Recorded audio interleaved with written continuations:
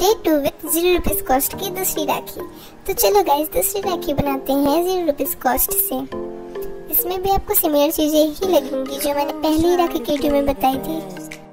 अगर पहली राखी की वीडियो नहीं देखी तो जल्दी से जाकर देखो या फिर मैं लिंक डिस्क्रिप्शन में दे दूंगी। अगर वीडियो पसंद आया हो तो वीडियो को लाइक कर देना, चैनल को सब्सक्राइब कर देना और हाँ बेल आइकन दबाना मत भूलना।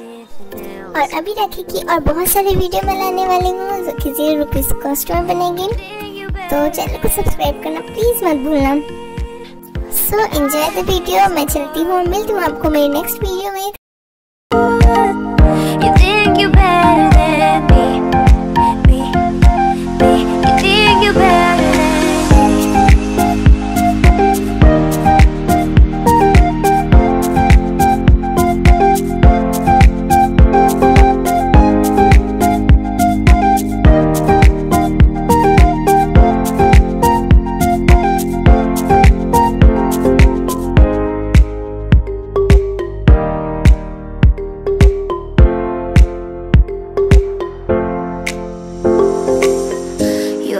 Try to be the best, and I'm just trying to give my best.